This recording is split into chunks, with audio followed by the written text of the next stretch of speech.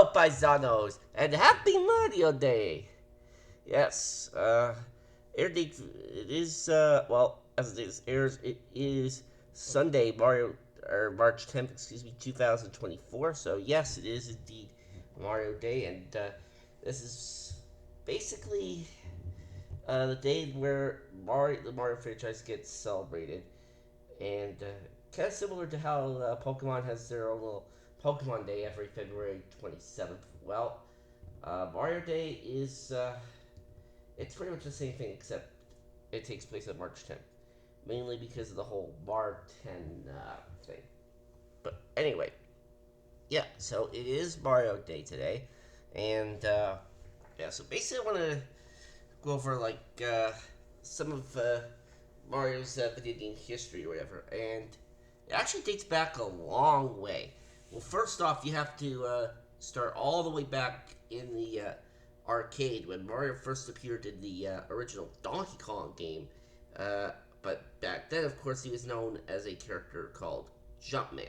The character that we know and love him as today, aka Mario, first had its proper debut in 1985 with the release of Super Mario Brothers.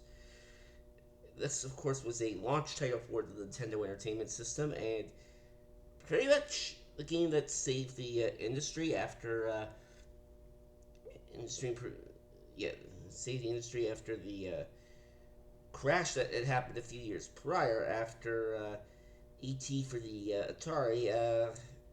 It did not sell very well at all. That game, of course, was a big failure, but anyway. So yeah, the premise, of course, of Super Mario Bros. Is pretty simple: traversing through 8 different worlds of 4 levels each, and try to rescue Princess Peach from Bowser. She was known as Toadstool back then, of course, and Bowser, of course, was King Koopa. But for the purposes of this video, I'm going to be referring to both characters by their actual currently used names. And of course, Super Mario Brothers, a classic game. Don't really need to go into more detail than that.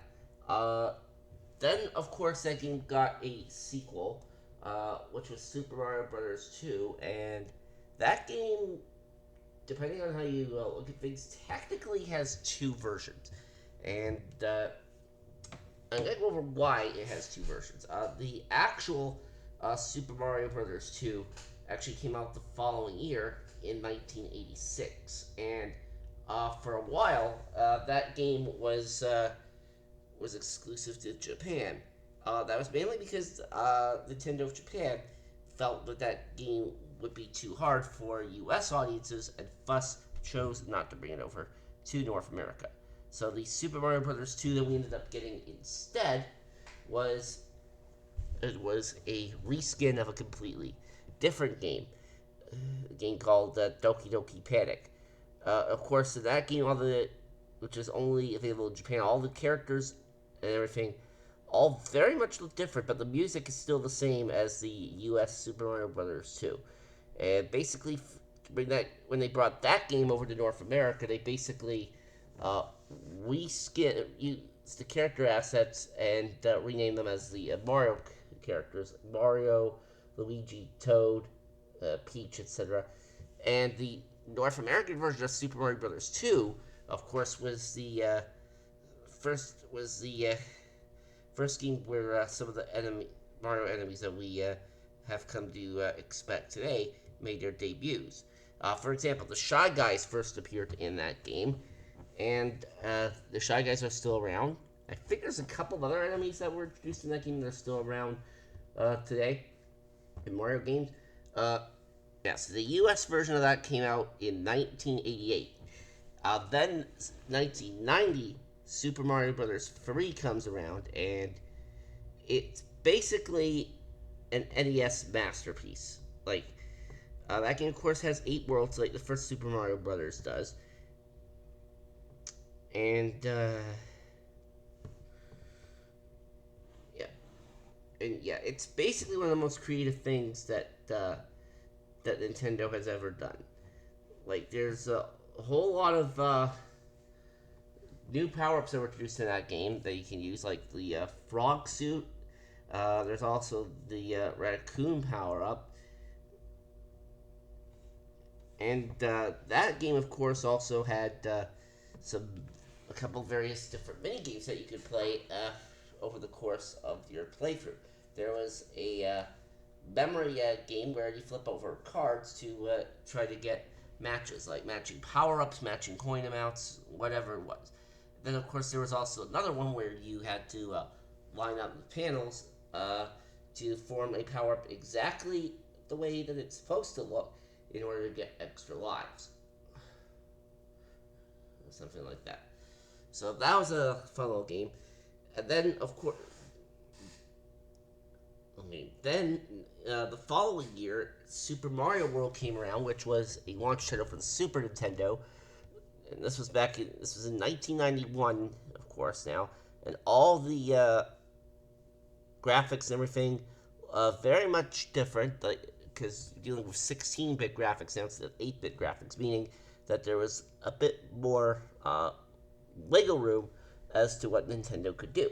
And that was also the first game to introduce Yoshi, who, of course, everyone knows and loves now. Yoshi's such an adorable character. I don't know who wouldn't love him. And, uh, yeah. And then that console, of course, was the introduction to the Mario Kart franchise, which was known as Super Mario Kart. First released in 1992, you could race as 8 different characters, and a whole lot of fun. Yeah. Then the year after that, in 1993, was Super Mario All Stars, and what that was, it was basically a re-release of the original NES versions of Super Mario Brothers 1, 2, and 3. But in this uh, version was the US debut of the Japanese version of Super Mario Brothers 2, which of course was known, which was retitled as which was subtitled The Lost Levels for American audiences. And yeah, there is a reason why that game was never brought over to the US for the longest time. All the levels in like in that game, the original Super Mario Brothers 2, are insanely difficult. Like right from the start, it is brutal. But you have to be precise and careful, like in order to succeed in that game. You have to be like very precise with your movements and everything. The traditional power ups are in there, but there are of course other power ups in there that can actually harm you. Like for example, there is a mushroom in that one that actually shrinks you. That's known as the poison mushroom, and there are actually some warp pipes in there that will actually send you back to a previous world. So you have to be careful about that.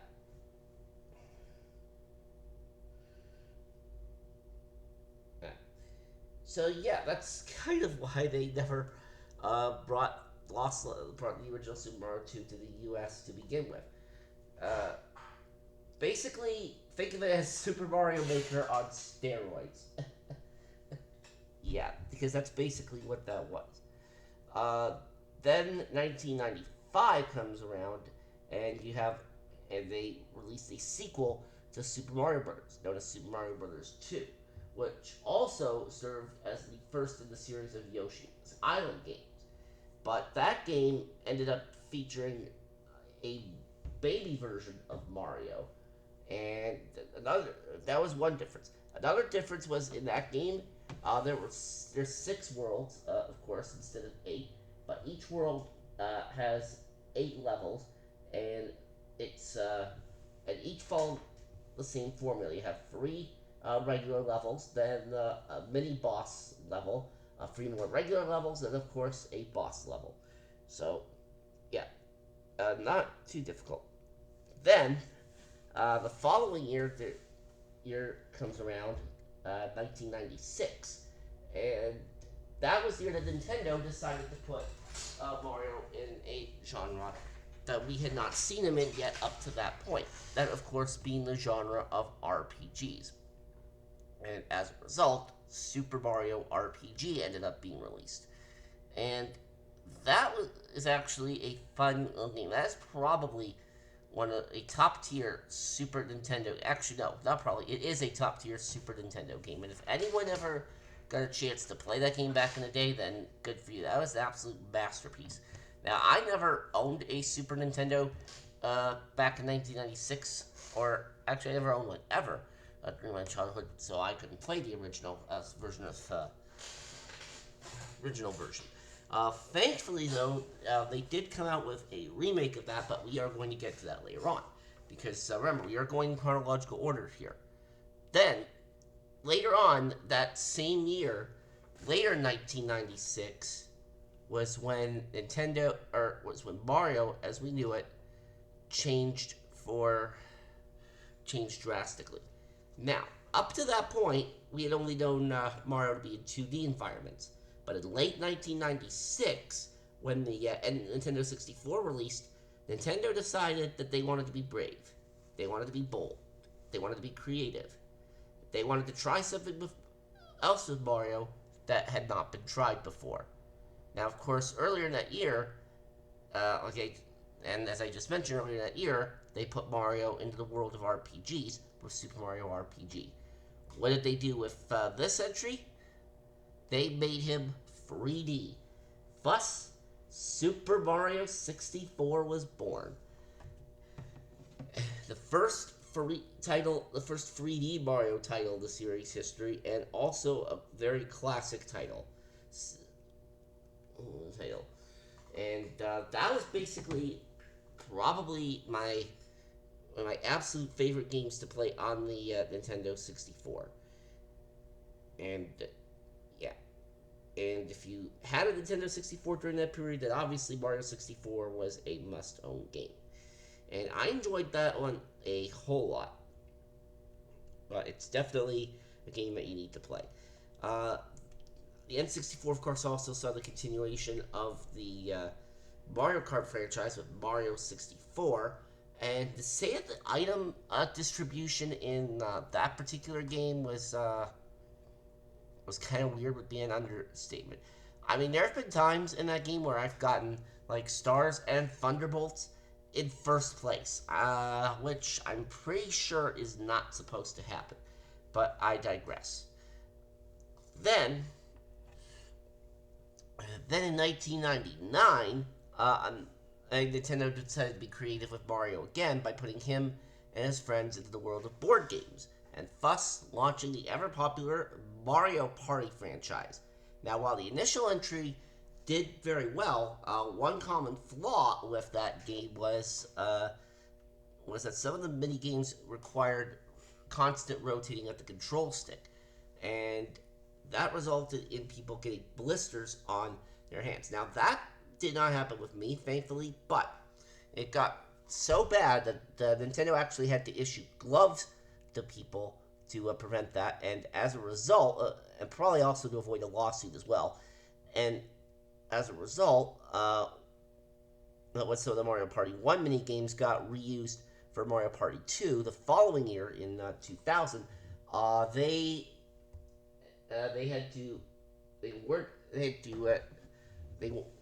had to remove. They weren't able to put any mini games in that required use of the control stick. Like, for example, like games like Tug of War and Pedal Power were notorious for requiring constant spinning of the control stick. So you can kind of see why that would hurt people's hands. Then Mario Party 3 came along the following year in 2001. It was the last entry in the Mario Party series for the N64, but it's also probably the best Mario Party game in the series. You had things like Game Guy. You had the mini games were brand new, and all sorts of new things in that game. Pretty much a definitive. Plus, there are also dual boards. In fact, that's actually the only game in the entire Mario Party franchise where you have regular boards and dual boards. So that is a lot of content, in my opinion. And it's a shame that Mario Party games haven't really had that much level of content since. And then, of course, that same year, Mario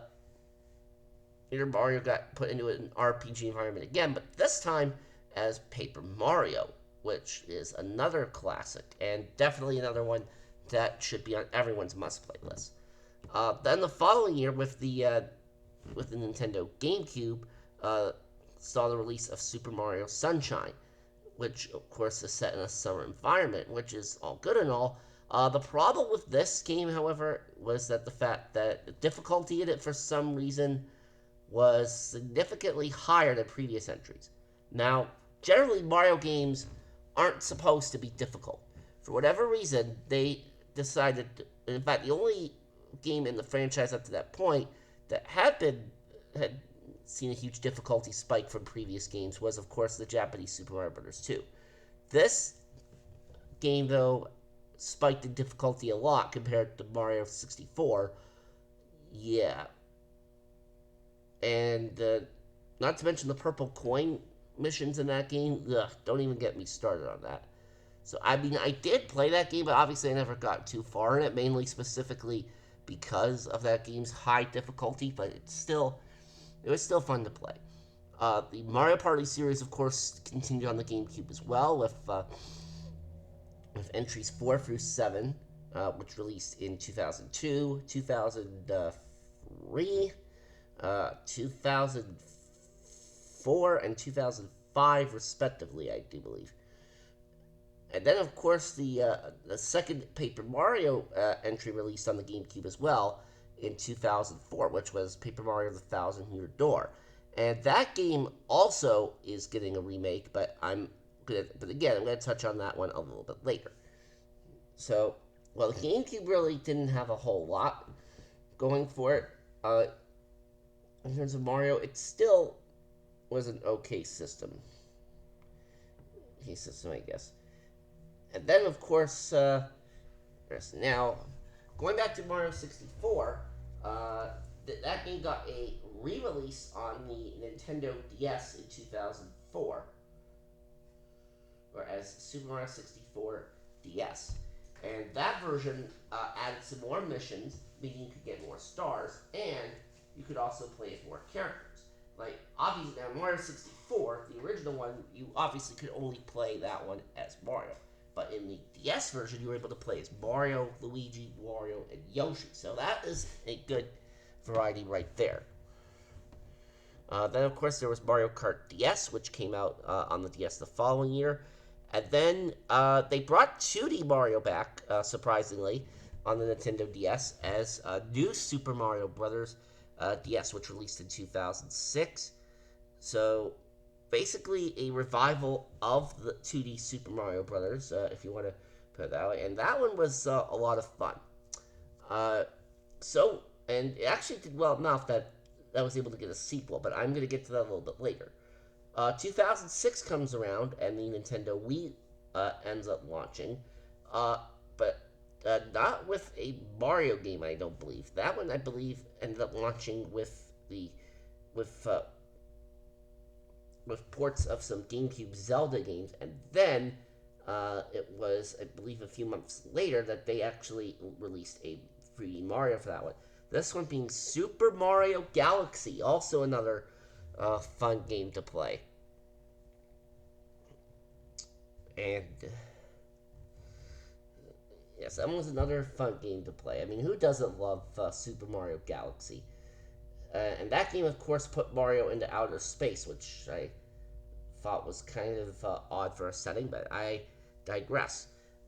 Then, of course, I just mentioned New Super Mario Brothers, and that game's sequel, New Super Mario Brothers Wii, came out in 2009, and which could support, and which is also a lot of fun. And I think that one was better than the first New Super Mario Brothers, from what I remember. Yeah. Then, of course, the Paper Mario and Mario Party series continued on this console. You had Super Paper Mario, which came out in 2007, and that one was a bit of an okay game, but this is kind of where they kind of changed direction a little bit. Whereas instead of an RPG, it was basically now a platformer. You still had some RPG elements, but for the most part, it was basically went away from the original premise that it was meant to be, which of course was an RPG. Mario Kart Wii, of course, released in 2008, and that has always been one of my favorite Wii games of all time. Is Mario Kart Wii. That one's always a lot of fun. Uh, fun.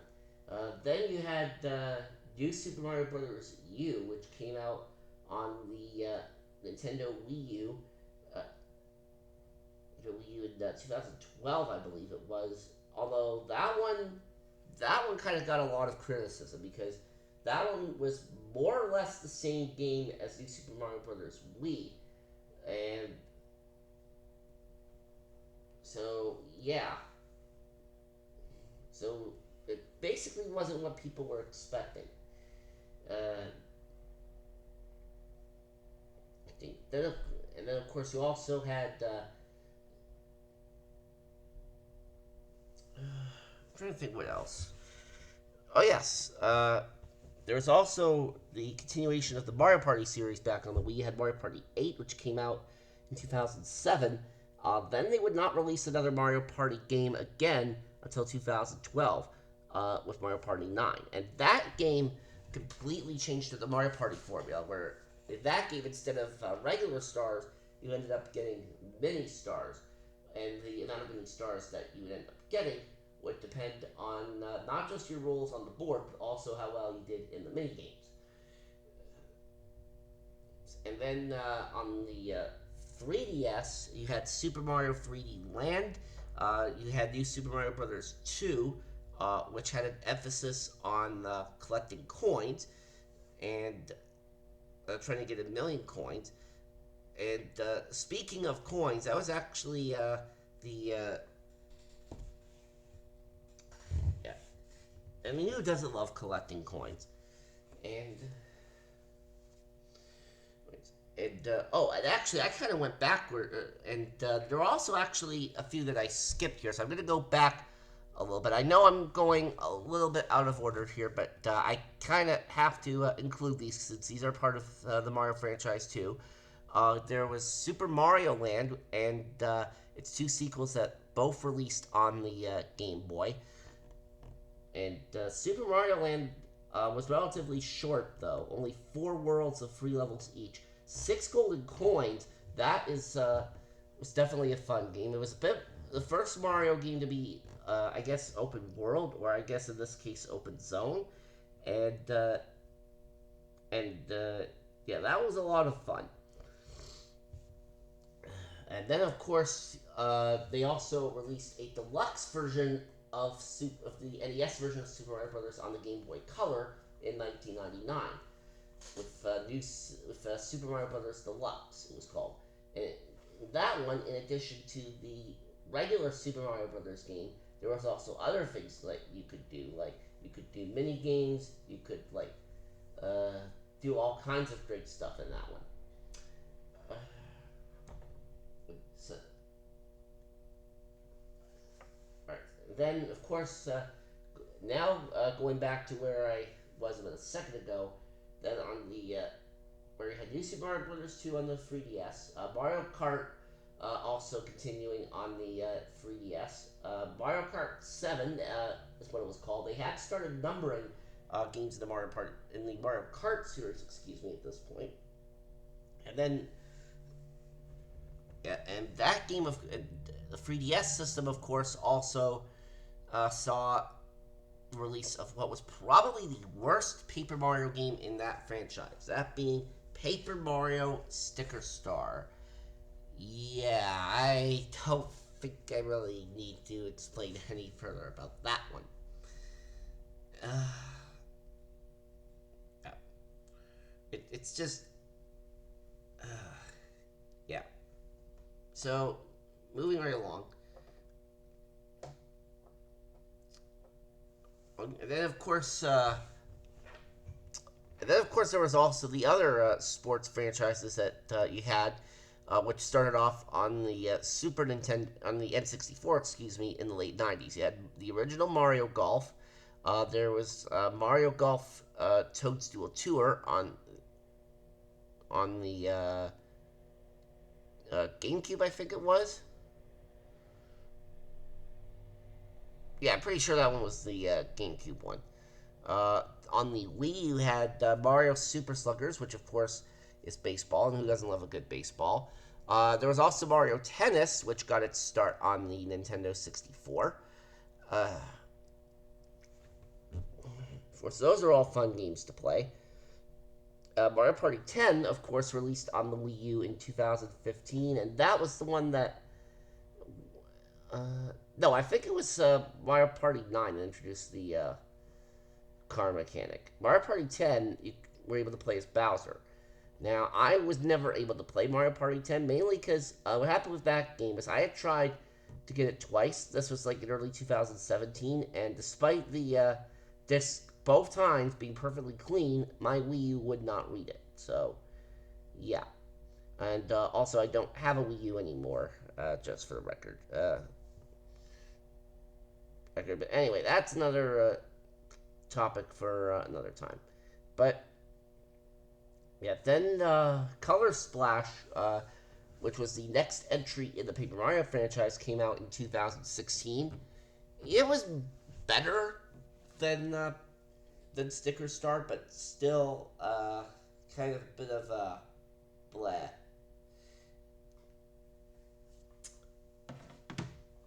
Yeah, so yeah, there's that.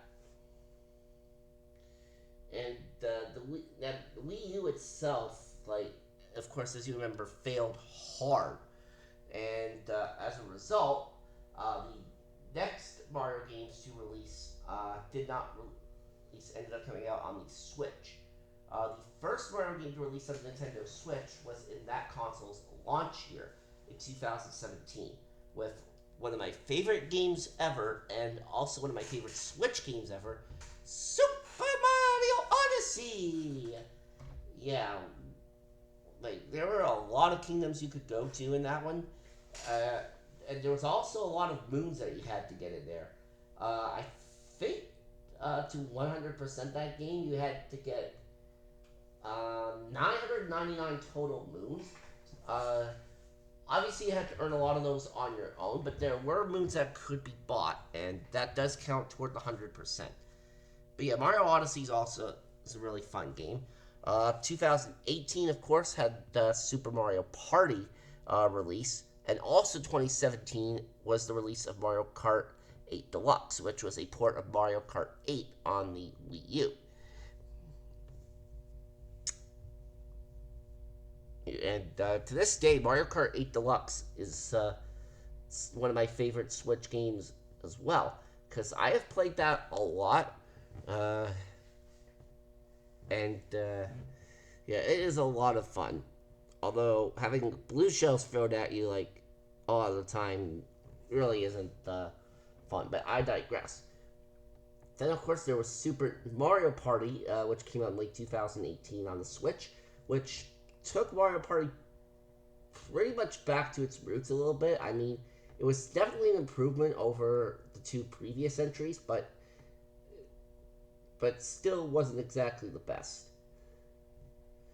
And speaking of Mario Party, I forgot to mention there was also a Mario Party title that released on the Game Boy Advance, but I purposely avoided mentioning that because that game is very bad.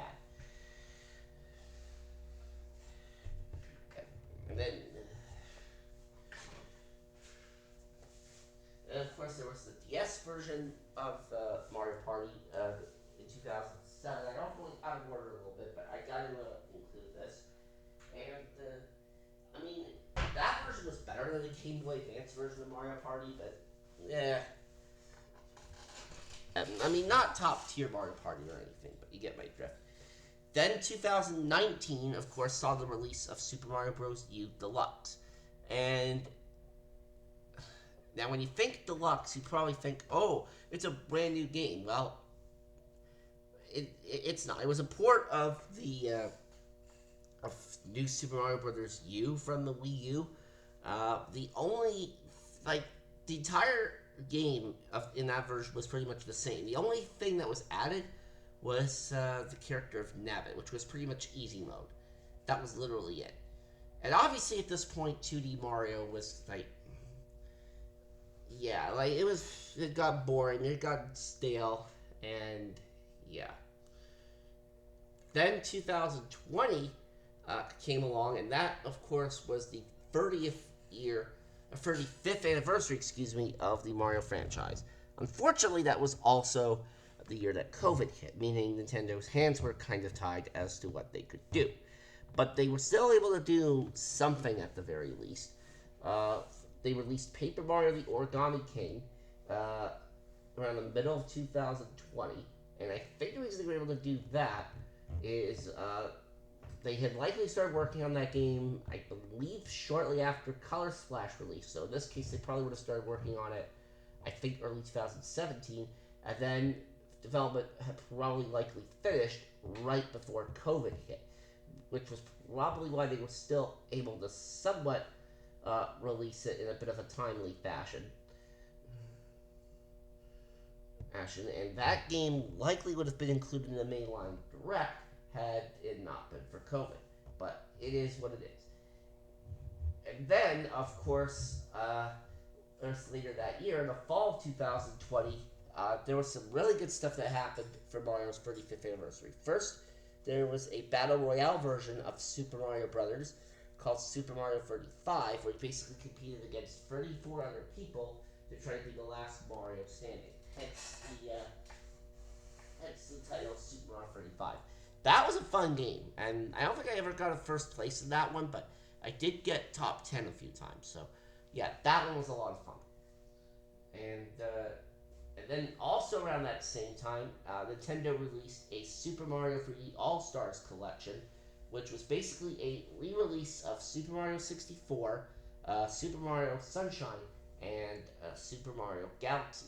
Now, I also should point out that one really cool trick you could do in the original version of Super Mario 64 was the backwards long jump glitch.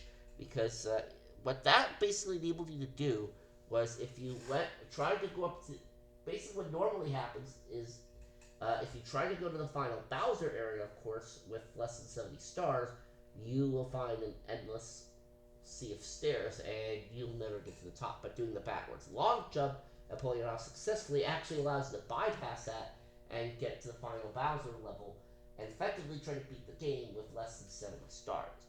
Unfortunately, they took that out when they ported it to the Switch for the All Stars collection, so that was kind of a disappointment. But it is what it is. Then 2021, of course, saw the release of Mario Party Superstars, which is honestly the best modern era version of Mario Party that I have ever played. All the boards in that one are updated versions of boards from the Nintendo 64 Mario parties. You've got like a lot of mini games in there that you can play, and yeah, it's just a really good time. And it's actually kind of been my go-to Mario Party game ever since that one came out. So yeah, it is a lot of fun. Like it's a bit of a shame that it never got any DLC. So that's kind of unfortunate. So that's kind of unfortunate, but it is what it is. Let's see. Then there was nothing Mario related in 2022. I don't believe. Oh, actually, yes, there was. There was Mario. There was a Mario Strikers soccer game that came out on the Switch, and it was basically a sequel to Mario Strikers Charged, which had released on the Nintendo Wii. And unfortunately, this Mario Strikers game, it was bad. Yeah, a lot of people didn't like it. In fact, I had bought the game when it came out, but yeah, I fell into that group of people that didn't like it, and I ended up getting rid of my copy. So yeah, that's probably why I no longer have that. But I mean, but you know what? Not everybody's gonna like every game. So yes, like I just said, it is what it is. Then 2023 was probably one of the most creative things ever for Nintendo to do with Mario ever since the jump from 2D to 3D. Because, of course, if you remember, I was mentioning how around this point in the 2D Mario series, like, things have gotten stale and, like, boring for that particular part of the Mario franchise. Well, late 2023, Super Mario Brothers Wonder came along and basically rejuvenated the 2D Mario franchise as a whole. Like all the worlds and levels in this are brand new, and like you could play as Peach, you could play as Daisy, you could play as different colored Yoshis, and yeah, and there's all, and of course the whole point of Super Mario Wonder, of course, is the effect called the Wonder Flower, which changes like a lot of the level environments around, and of course. My personal favorite for that, of course, being the singing Piranha level that's very early in the game. And yeah, that game's really a fun time. And of course, my friend Daniel, aka Video Game Fan 1999, he actually just beat that game recently, so kudos to him. And that's basically where we've been for Mario up to this point. There is still some other good stuff to come this year in terms of the Mario franchise. For example, Princess Peach Showtime is going to be coming out soon. In fact, that one is releasing in, I believe, 12 days from the time that this video gets aired. Uh, so that's going to be a lot of fun. Definitely looking forward to checking that out. And then, of course, there's also the next entry in the Paper Mario series that's going to be coming out this year, which is actually a remake of an older Paper Mario game. In this case, the Thousand Year Door. So that is going to be interesting to try and go through. And then, of course, a port of Luigi's Mansion 2 is going to be coming out on the Switch this year as well. And the only reason I didn't mention the Luigi's Mansion series throughout this whole thing, even though they are Mario Universe games, is mainly because Luigi is the star character for those games and not Mario. So, yeah. So that's basically what's on the docket so far this year for the Mario franchise. Then after those come out, well, then what's next after that? Well, we don't know. The only one who probably knows is Nintendo, but obviously they will tell us more once they are ready. So that is going to do it for me. Now I'd like to hear from you. What are some of your favorite Mario games to play, and maybe some of your favorite Mario memories? Let me know about that in the comments below, and I will see you all next time.